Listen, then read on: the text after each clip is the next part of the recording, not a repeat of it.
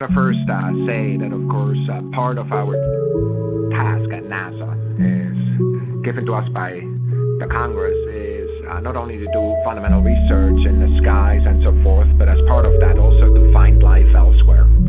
That's why we've built astrobiology programs in many disciplines, a cross-disciplinary field that looks at both extinct life on Mars, for example, but also looks at patterns of life elsewhere, perhaps in Europe, perhaps in Enceladus as we go forward, but also as we look at exoplanets, planets outside of our solar system, looking for the question whether certain environments are in fact part of, if you want, the ladder of life that got us where we are.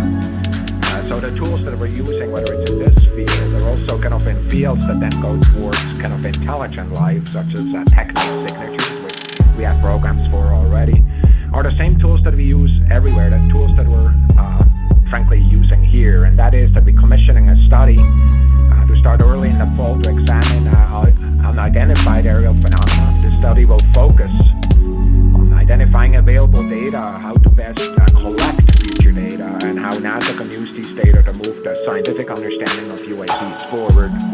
A short way I would talk about that is take a field that is relatively data poor, make it into a field that is much more data rich and therefore worthy of scientific investigation and analysis. And this mission, of course, as I just said, is to explore the unknown in air and space. And we have access, frankly, as part of that, to a broad range of observations of Earth and space. And really, that's the lifeblood of our scientific inquiry. We have the tools and teams who can help us improve our understanding of the unknown. We are prepared to use these powerful tools of scientific discovery, in this case, as much as anything else, using exactly the same kind of approach that we always use. Unidentified phenomena in the atmosphere of interest for many reasons. Frankly, I think there's new science to be discovered. There's been many times where something that looked almost magical turned out to be a new scientific effect. But there's also national security and air safety issues that have been discussed elsewhere that, of course, relate to these observations. And establishing, events that are, whether they're natural or whether they are, need to be explained otherwise, is very much aligned with NASA's goals and ensure, of course, that we discover the unknown, but also ensures the safety of aircraft that, of course, are in that airspace that these phenomena occur. This independent study will be led by astrophysicist David Spergel, who's the president of the Simons Foundation in New York City, and has previously been the chair of astrophysics in the Department of Princeton and University of Princeton, New Jersey.